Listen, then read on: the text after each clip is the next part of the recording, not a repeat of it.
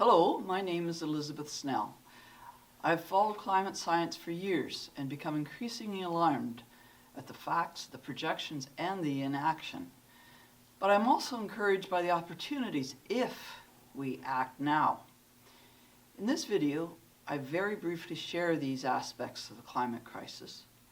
My hope is that viewers will improve their understanding of the extreme urgency for action and for the opening it offers to transition to a much healthier, fairer society. We are at a Kairos time, a critical, extraordinary moment for nations, governments, businesses, and citizens to work together to build a better world. And hello, my name is John Lawson, and I'm a retired minister in the United Church of Canada. I've always loved the natural world, but over these last few years, I've become, like Liz, more and more concerned about what we're doing to our planet. The science that Liz will explain in a few moments has been brought on by rapid industrialization over the last 300 years that has led us to this crisis. What I would like to explore with you are some of the other factors as well, particularly the religious ones, that have fueled this crisis that we have dubbed in these pandemic times the InFUELenza Pandemic. We're happy to present this to you, and as inspired by people such as Greta Thunberg or climate scientist Katharine Hayhoe, we're hoping that to engage you in conversation, that you will engage others in conversation, and that together we will act to make a difference. Thank you for joining us.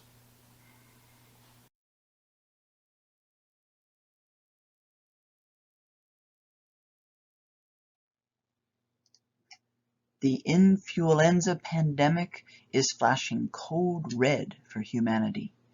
Successful treatment requires understanding this climate emergency, this everything emergency, this spiritual crisis, this disease. The victims? Humans, other species, Canada, the world. Today, tomorrow. You?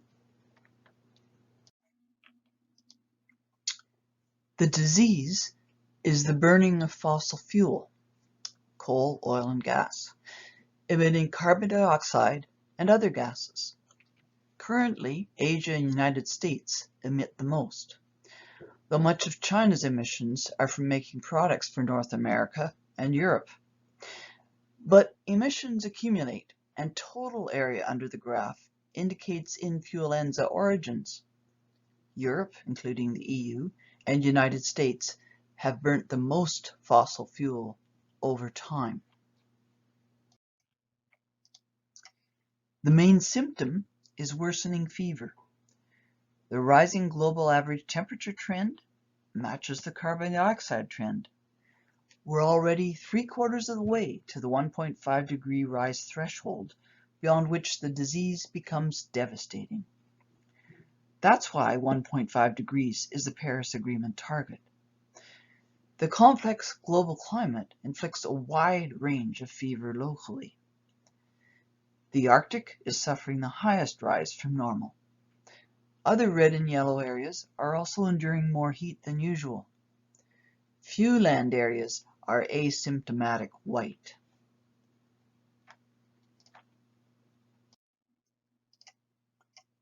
Fever disrupts the whole climate metabolism, already unleashing cascading effects. Severe flooding, parching droughts, terrifying wildfires, which accelerate the pandemic by emitting extra carbon. Arctic melting, which also worsens the fever since dark water absorbs more sunlight and heat than reflective white ice does. Ocean rise, disrupting communities, and the spread of serious diseases.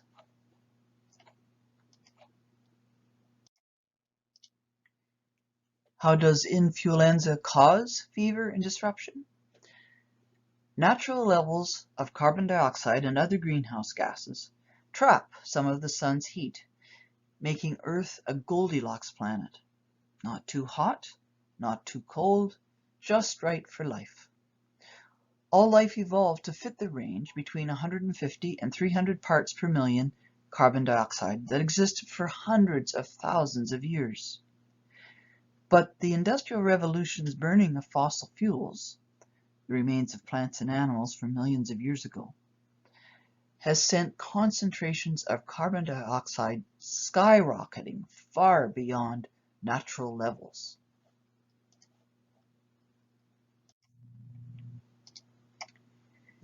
Who is burning the extra fuel? The world's richest people. On average, a Canadian or American emits far more than an Indian or Chinese person. The richest 10% of the global community, which includes most Canadians, causes half of the emissions. Our climate action can make a real difference.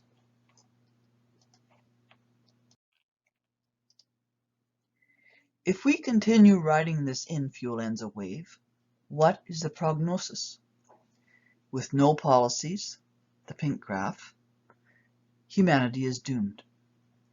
With Glasgow pledges, we are around the yellow line, still distressingly over the 1.5 degree threshold. For our pandemic wave to avoid the worst effects, we must start bold, effective treatment now, the turquoise line.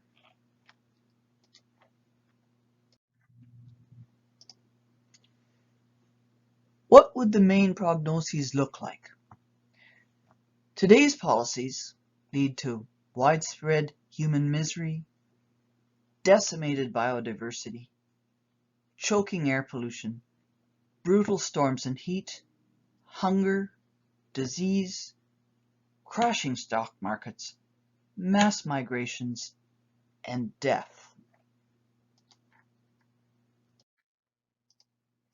Or the turquoise line, to make massive transformations to slash emissions, rapidly phase out fossil fuels, overhaul agriculture, and reforest extensively, could bring fresh air, green cities with streets blooming with urban agriculture, high-speed trains instead of cars and planes, 50% tree cover, more affordable, comfortable, convenient lives, stable, good jobs, a global south leapfrogging to renewable energy and appropriate development, stronger, healthier communities, huge health cost savings paying for much of the transformation, decreased tensions and increased collaboration.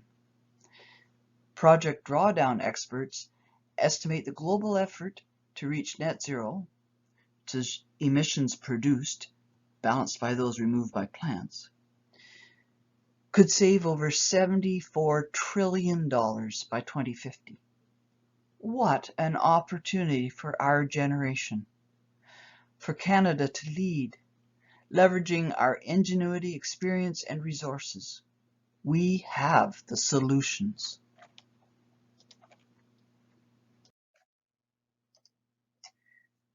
The key is speed, implementation immediately and flat out.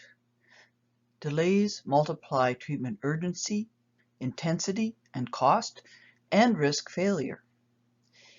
If we'd started in 2000, we could have followed the gentlest blue curve for relatively mild treatment.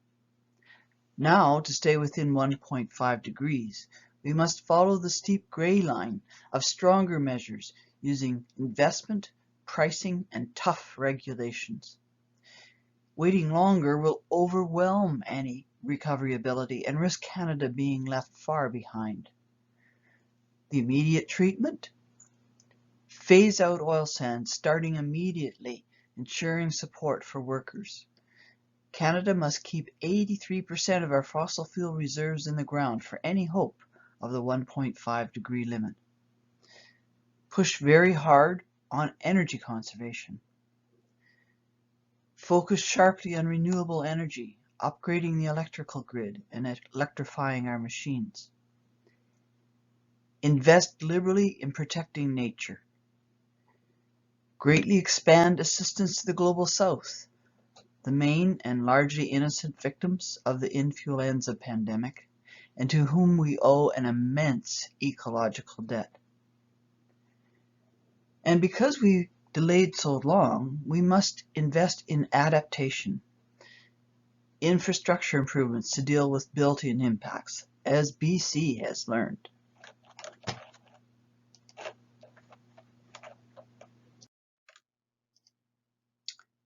The short-term prognosis with this bold treatment, the International Energy Agency predicts these prescribed immediate treatments will lead to a fairer, healthier 2030 global community. Britain has already accomplished a percentage reduction comparable to Canada's 2030 target of 40 to 45% below 2005 emissions. 60% reduction would be even better. With reforestation in Kerala, India's poorest state, forest already covers over half its area. Real action is doable.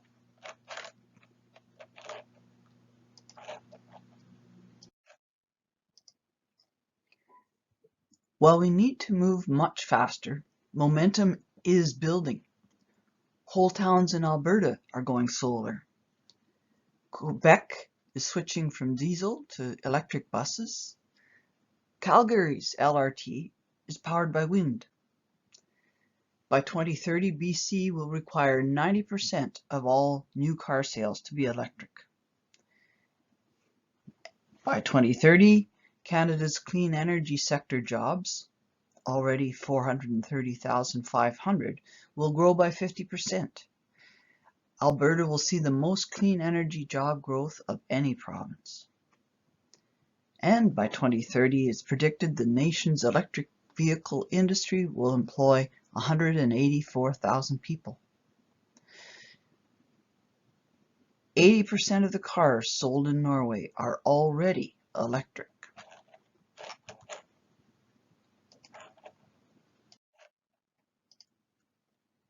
Households can act while also urging society-wide treatment. Less beef, fewer flights, and switching to an electric car and home heat pump would together halve the average Ontarian footprint. Join an advocacy group. Contact your government representatives. Most importantly, spread the vision of the positive prognosis if we all act. Our generation has this unique opportunity to not only avert disaster, but to build a better world.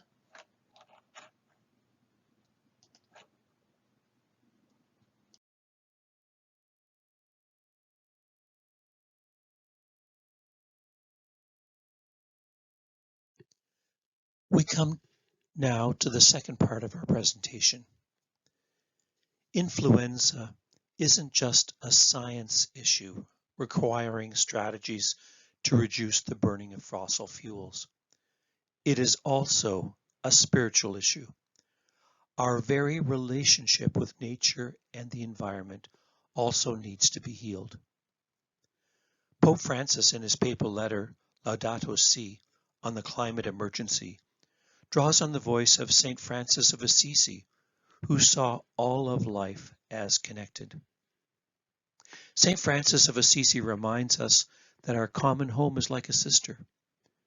This sister now cries out because of the harm we have inflicted on her by our irresponsible use and abuse of the goods with which God has endowed her. We have come to see ourselves as her lords and masters, entitled to plunder her at will. Notice the violence against the feminine, against Mother Earth. Let's take a look now at a few of those imperiled relationships and some ideas for healing. First, we name the disease of dominion. Many environmentalists have pointed out that the Christian creation story gives humans license to exploit. The Bible says, "Let them have dominion," that is, human beings, "fill the earth and subdue it, and have dominion over all the creatures." This Genesis story has been interpreted as setting a hierarchy with God separate and outside of creation, and humans at the top of the pyramid of life. Creation then simply becomes a bunch of natural resources to be exploited. Nature is seen as a machine for us to manipulate rather than an interconnected web of life to be honored. Sadly, many Christians see this earth as fallen, and that our true home is not here at all, but in heaven, and that caring for our planet is of a minor concern. To counter the disease of dominion, we have the vision and the prayer of Jesus that they may be one. It is a prayer for the healing of relationships, human as well as non-human, because we are part of a web of relationships. If we view God not only as above creation, but also in and through all creation, the whole world is sacred. It is a part of the very body of God.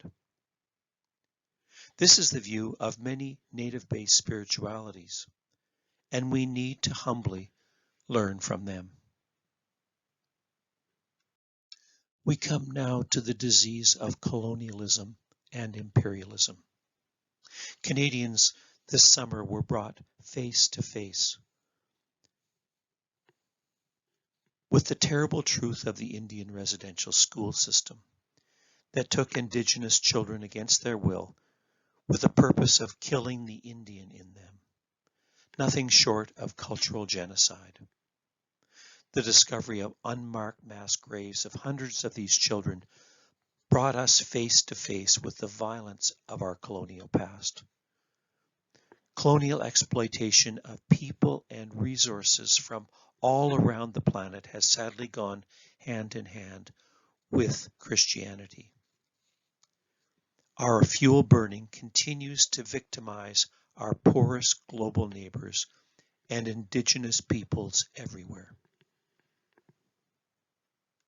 We are called away from the disease of colonialism to a healing journey towards right relationships. At the center of it is the call that we will love our neighbor as we love ourselves. That means listening to all our relations, being in relationship not only with two-legged but also four-legged and multi-legged creatures, as our Indigenous brothers and sisters teach us. It means hearing and responding to those neighbors, especially in the global south, who are most affected by the climate emergency. It means divesting from exploitation and instead investing in healing community. It means embracing the wisdom of other religious traditions. And finally, it means recognizing that we are all one on this precious yet fragile planet. Finally, we look at the disease of despair. It's an understandable response to the overwhelming emergency which we're facing with the climate crisis. But the writer George Monbiot challenges this.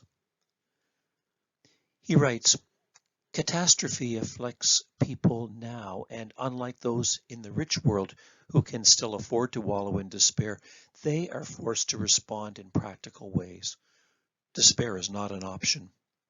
Our inaction has forced them into action as they respond to terrifying circumstances caused primarily by the rich world's consumption. The Christians are right," he writes. "Despair is a sin." The healing journey from despair towards a living hope can take many forms. The parables of Jesus,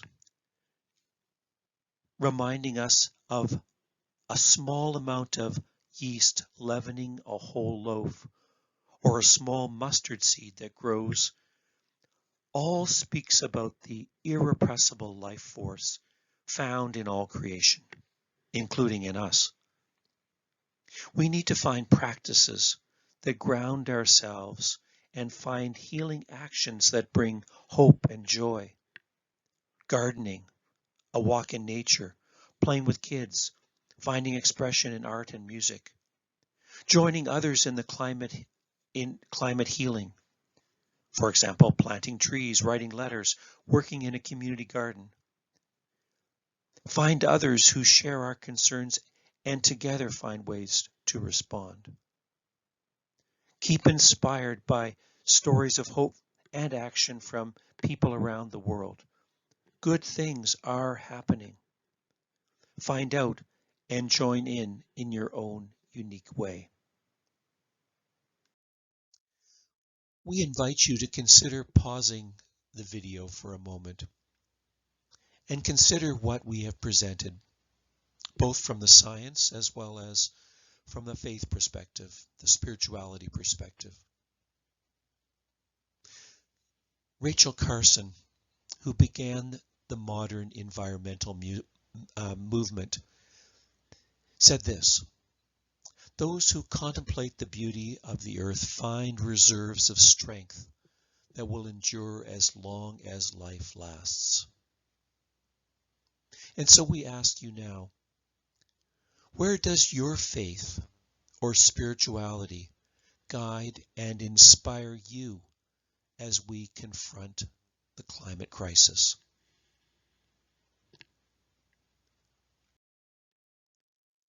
In 2018, a young teenager named Greta Thunberg, who felt the illness of Mother Earth and the crisis of the climate acutely, sat down outside the Swedish parliament to protest the inaction of governments and leaders. That simple act sent ripples of action around the world. You never know where one simple act of protest and healing will lead. We can send out ripples as well, and we don't know where they will lead. We can begin with conversations where we share from the heart and listen to others and their concerns. We can begin to act at home by buying less, eating less meat, or finding ways not to use and abuse fossil fuels. We can invest in a healthy future by supporting local businesses, buying organic, or divesting from companies with a poor environmental record. And finally, we can advocate by urging governments at all levels to act, sharing that we care and have a vision of a healthier future for all on this planet Earth. The message we have is a simple one, that we all must begin. We all must act in big and small ways, and we need to do that now. Just below this video in the notes on YouTube, you will find links to further information and ways to act. Also, please add your own notes and comments in the section there, and share what you have done to bring healing and hope to this beautiful and wonderful planet. But most important, the message we have is that we need to begin. We all need to begin and act now. Thank you very much.